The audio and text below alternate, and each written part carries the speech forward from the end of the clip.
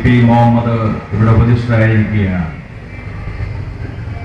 ആരാധ്യനായ കേരളത്തിലെ മുസ്ലിം സമുദായത്തിന്റെ പടനായകൻ പാണ്ടിക്കടവത്ത് കുഞ്ഞാലിക്കുട്ടി സാഹിബ് അല്പസമയത്തിനായി എത്തിച്ചേരാൻ പോകുന്നു. വളരെ വിലയേറിയ നിരവധി പ്രസംഗങ്ങൾക്ക് സാക്ഷ്യം വഹിച്ച ഒരു സ്റ്റേജിലാണ് നമ്മൾ പ്രസംഗിക്കുന്നത്. ഞാനിപ്പോ ഇങ്ങോട്ട് വരുമ്പോ രാവിലെ കൊപ്പത്ത് കയറി ഞാൻ UDFന്റെ ചെയർമാൻ മുസ്തഫ മാഷെ കാത്തു നിൽക്കുമ്പോ ഒരു സഖാവിനെ പരിചയം. അപ്പൊ സഖാവിനോട് പറയാൻ വലിയ കാര്യത്തിൽ പട്ടാമ്പിയിൽ ഇന്നലെ VS വന്നപ്പോ ഭയങ്കര ജനർന്ന വീതിയാണ്, ഭയങ്കര ജനർന്ന. ഞാനത് കേട്ടപ്പോ പറഞ്ഞു, നമ്മുടെ കമ്മുകുട്ടി സാഹിബിന്റെ ആന കിണറ്റി ചാടിയപ്പോ ആളെത്ര നമ്മുടെ കമ്മുകുട്ടി സാഹിബിന്റെ ആന രമ്പ കിണറ്റി ചാടിയപ്പോ പോലീസ് നിയന്ത്രണത്തിൽ കിട്ടാത്ത ചെടി. പിന്നെ എന്താ അത്ഭുതം ആലോചിച്ച് നോക്കും. നമ്മുടെ കേരള സംസ്ഥാനം 5 വർഷക്കാലം ഭരിച്ച നമ്മുടെ VS അച്യുതാനന്ദന് അല്പം ബുദ്ധിശൂന്യതയും ബുദ്ധിക്ക് സ്ഥിരമില്ലായ്മയും വന്നത് കേട്ടാ ജനം കൂടില്ലേ? അതേ അവിടെ സംഭവിച്ചിട്ടുള്ളൂ. അത് പറഞ്ഞപ്പോ ആളുകൾക്ക് സമ്മതം. നമ്മുടെ ആളുകൾക്ക് അങ്ങനെയാണല്ലോ, കുറച്ച് ആളുകൾ കൂടിയെന്ന് കേട്ട വെപ്രാളായി. നിങ്ങൾ ആലോചിച്ച് നോക്കൂ, കേരള സംസ്ഥാനത്തിന്റെ സ്ഥിതി. നിരവധി പടനായകന്മാർ ഈ കേരളത്തിന്റെ മുഖ്യമന്ത്രി കസേര അലങ്കരിച്ചിട്ടുണ്ടെന്ന് എനിക്കറിയാം. വളരെ പ്രഗത്ഭന്മാർ. ബഹുമാനായ സഖാവ് VM Sankaran Namboodiripad, പത്തംതാഴപ്പിള്ള, R Balakrishna Pillai, VS Achuthanandan ഉൾപ്പെടെയുള്ളവർ. ഒന്നുകൂടി നീട്ടി പറഞ്ഞാൽ R ശങ്കറിന് ശേഷം അച്യുതാനന്ദൻ ഈ രാജ്യം ഭരിച്ചത് ഒരു കമ്മ്യൂണിസ്റ്റ് 6 കൊല്ലം ഭരിച്ചു. അതിനുശേഷം ശ്രീ K കരുണാകരൻ, അതിനുശേഷം ആരാധ്യ മുസ്ലിം സമൂഹത്തിന്റെ നേതാവ് CH മുഹമ്മദ് കോയ സാഹിബ് രാജ്യത്തിന്റെ മുഖ്യമന്ത്രി കസേര അലങ്കരിച്ചു.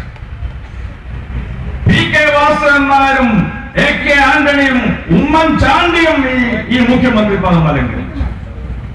അച്യുതാനന്ദൻ അങ്ങനെ കേരള സംസ്ഥാനത്തിന്റെ മുഖ്യമന്ത്രി കസേരയിൽ ഗജകേസരികൾ ഇന്ന് ഗർജിച്ചെടുത്ത് മാലാഖമാർ നൃത്തം ചെയ്തെടുത്ത് ചെകുത്താന്മാർ നൃത്തം ചെയ്യുന്നത് പോലെ കാമധേനുവിന്റെ വയറ്റിൽ കഴുത പിറന്നതുപോലെ കേരളത്തിന്റെ മുഖ്യമന്ത്രി കസേരയിൽ ഇരുന്ന് അച്യുതാനന്ദൻ എന്ന ഓലിക്കുറുക്കൻ ഓലിയിടുന്നു ഈ കേരള സംസ്ഥാനത്തിന്റെ തെരുവോരങ്ങളിൽ എന്നാണ് എനിക്ക് പറയാൻ.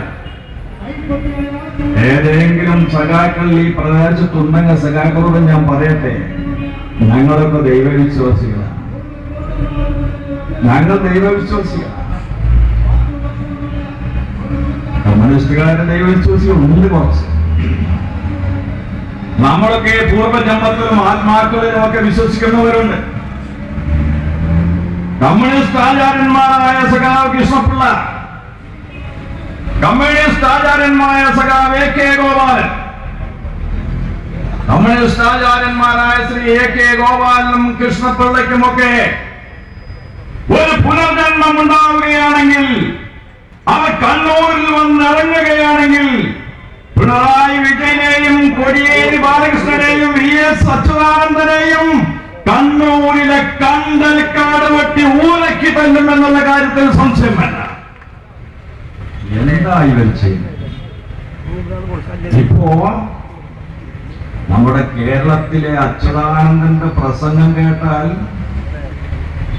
അയാളുടെ ചിഹ്നം കൈവരങ്ങാണോ നാമം, അല്ല വർത്താനം അങ്ങനെ ആമായിട്ടാണ് നടക്കുന്നത്. ചിഹ്നം കൈപ്പറ്റിയല്ല, അതിന്റെ ചുറ്റികയല്ല എന്നാണ് അനങ്ങിയാണ്. ഞാനിപ്പോ സംസാരിക്കാറുണ്ട്. കഴിഞ്ഞ ദിവസം കൊപ്പത്ത് സംസാരിച്ചു. അച്യുതാനന്ദൻ ഇങ്ങനെ എഴുന്നള്ളിച്ച് നടക്കുക സഖാക്കൾ. ഇതിപ്പോ അടുത്ത കാലത്ത് തുടങ്ങിയിട്ടുണ്ട്. അച്യുതാനന്ദൻ ഒന്നിനും കൊള്ളാത്തവനാണെന്ന് പൊളിപ്പിക്കുക പറഞ്ഞു. അച്യുതാനന്ദൻ ഒന്നിനും കൊള്ളാത്തവനാണെന്ന് കേന്ദ്ര കമ്മിറ്റി പറഞ്ഞു. അച്യുതാനന്ദൻ ഒന്നിനും കൊള്ളാത്തവനാണെന്ന് സംസ്ഥാന കമ്മിറ്റി പറഞ്ഞു. അതുതന്നെ ജില്ലാ കമ്മിറ്റികൾ ഏറ്റുപാടി. അങ്ങനെ കൊടുക്കാത്തെ കമ്മ്യൂണിസ്റ്റ് പാർട്ടിയുടെ നേതാവാം ഇമക്കിന് നടത്തുന്ന മാഷുണ്ടല്ലോ, അയാള് പറഞ്ഞു അച്യുതാനന്ദൻ ആരോഗ്യമില്ല, ആർക്കെങ്കിലും അങ്ങനെ സംശയമുണ്ടെങ്കിൽ ഞങ്ങളുടെ സംസ്ഥാന കമ്മിറ്റി ഓഫീസിന്റെ സർക്കുലർ നോക്കിയാൽ കാണാം, മിനിറ്റ്സ് നോക്കിയാൽ കാണാം. ഏത് കമ്മ്യൂണിസ്റ്റുകാരന്റെ മിനിറ്റ്സ് ആ സർക്കുലറാ കിട്ടുക എനിക്ക് മനസ്സിലായി. ഞാൻ ചോദിക്കുന്നതല്ല മാർക്സിസ്റ്റ് പാർട്ടിയുടെ പൊളിറ്റ് ബ്യൂറോന് വേണ്ടാത്തത്, കേന്ദ്ര കമ്മിറ്റിക്ക് വേണ്ടാത്തത്, സംസ്ഥാന കമ്മിറ്റിക്ക് വേണ്ടാത്തത്, ജില്ലാ കമ്മിറ്റിക്ക് വേണ്ടാത്ത ഈ ചരക്കിനെ കേരളത്തിൽ ജനങ്ങളുടെ തലയിൽ കെട്ടിവെക്കാൻ എന്താ കേരള സംസ്ഥാനം കമ്മ്യൂണിസ്റ്റ് പാർട്ടിയുടെ മാർക്സിസ്റ്റ് പാർട്ടിയുടെ കുപ്പത്തൊട്ടിയാണോ? അച്യുതാനന്ദന് സീറ്റില്ല എന്ന് പറഞ്ഞു. അച്യുതാനന്ദന് സീറ്റില്ല എന്ന് അറിഞ്ഞപ്പോ അവിടുന്ന് ഇവിടുന്നൊക്കെ കുറച്ച് ചെക്കന്മാര് വൈകുന്നേരമാകുമ്പോ ഓടക്കുറ്റിക്ക് തീ കൊളത്തി പ്രകടനം. പിണറായി വിജയന്റെ വാൾ പോസ്റ്റ് കണ്ടതിന് മാലൊക്കെ ചാണകം. ഇങ്ങനെ കേരളത്തിൽ ആകെ പ്രക്ഷുബ്ധമായ അന്തരീക്ഷമാണെന്നാണ് പറഞ്ഞത്. ഡൽഹിയിൽ അടിയന്തരമായി അവൈലബിൾ പൊളിറ്റ് ബ്യൂറോ കൂടി. എന്ത് politburo? Available politburo. ആരാളുള്ളത്? അതിലുള്ളത് പ്രകാശ് കാരാട്ടും വൃന്ദ കാരാട്ടും.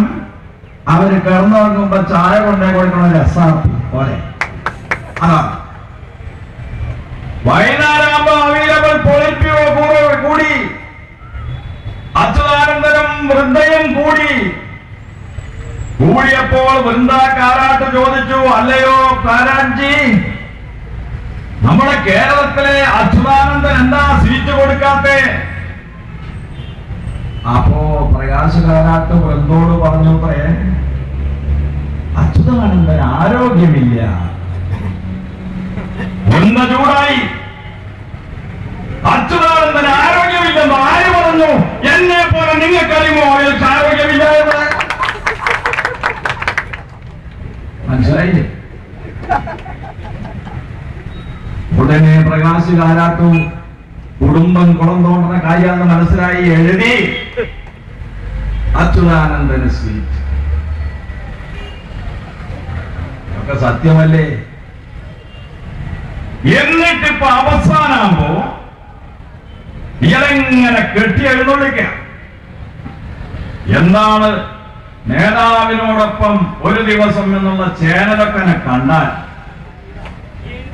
ഇയാളെ കൈ പിടിച്ചിട്ട് ഒരാള്, കുപ്പായം തുളിയാതിരിക്കാൻ പിന്നിൽ രണ്ടാള്. ഇയാൾ കാണുക കീപ്പട്ട് നോക്കലില്ല. അപ്പൊ ഇങ്ങനെയാ കീപ്പട്ടില്ല മൂപ്പര്, ഇങ്ങനെ കൊണ്ടിറക്കുക. ഇത് കണ്ടപ്പോ എനിക്ക് തോന്നി പണ്ട് ചെറുപ്പത്തിലൊക്കെ എനിക്ക് എന്റെ കുടിയില് നമ്മൾ വീട്ടിലിരിക്കുമ്പോ ഒരു കാളയെ കൊണ്ടുവരുന്നു. കാള. ഈ കാളനെ കുടിയാന്ന് കൊണ്ടുകൊടുക്കുക, അണ്ണാച്ചി കൊടുക്കും. ഈ കൊമ്പിലൊക്കെ പെയിന്റ് കൊടുത്തുണ്ടാവും, കഴുത്തില് കുടമണി. എന്നിട്ട് ഈ കാളനെ മിന്നണ പുറപ്പിച്ചിട്ടുണ്ടാവും ഈ കാളനെ. എന്നിട്ട് വീട്ടിലേക്ക് വന്ന നമ്മുടെ ഉമ്മമാരും പെങ്ങന്മാരും അവിടെ ഉണ്ടാവുക.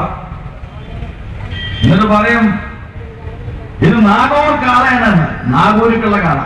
മനസ്സിലായി? അപ്പൊ നാഗൂരിക്കുള്ള കാളല്ലേ വന്നെന്ന് വെച്ചിട്ട് നമ്മുടെ അമ്മയും സഹോദരന്മാർക്ക് എന്തെങ്കിലും കൊടുക്കും. കൊടുത്തു കഴിഞ്ഞാൽ മുസ്ലിം വീട്ടിൽ ചെന്നാൽ ഈ കാളോട് കാളനെ താഴിക്കങ്ങനെ കുത്തിയിട്ട് പറയും, ഒരു സ്വലാം കൊടുക്കേ. ഉടനെ കാള പണിയനെ. മനസ്സിലായി? ആ നാഗൂർ കാളയെ കുടിയാന്തരം കൊണ്ടിറക്കുമ്പോൾ ഇപ്പൊ ഈ വിദ്വാനെ മാത്തുക്കുവാത്തി കാസർഗോഡ് മുതൽ തിരുവനന്തപുരം വരെ കൊണ്ടു നടക്കുക. മനസ്സിലായി? നാഗൂർ കാളയെ ഞാൻ കേട്ടത് അവിടെ കൊണ്ടുപോയി അർത്ഥവാരി കൊടുക്കാൻ കേട്ടുന്നത്. ഈ മാസം 13-ാം തീയതി കഴിഞ്ഞാൽ എന്താ മാർക്സിസ്റ്റ് പാർട്ടിയിൽ ഉണ്ടാവാന്ന് എനിക്ക് മനസ്സിലായി. ഇനി കഴിഞ്ഞ പ്രസംഗം കൂടെ കേൾക്കുമ്പോ തോന്നുന്നത് മാർക്സിസ്റ്റ് പാർട്ടിക്ക് പണ്ട് അതിന്റെ പ്രചരണത്തിന് കമ്മ്യൂണിസ്റ്റ് പാർട്ടിയെ ആളെ കൂട്ടാൻ ഉപയോഗിച്ചിരുന്നത് KPAC-യുടെ നാടകമായി. ഇന്നും KPAC നല്ല നല്ല നാടകം. പിന്നെ അതിനു മുമ്പ് ഉപയോഗിച്ചിരുന്ന കഥാപ്രസംഗം. കമ്മ്യൂണിസ്റ്റ് പാർട്ടിയുടെ അറിയപ്പെടുന്ന കഥാപ്രസംഗം സാംബശിവൻ കേട്ടുണ്ടാവും പഴയ തലമുറക്കാർ.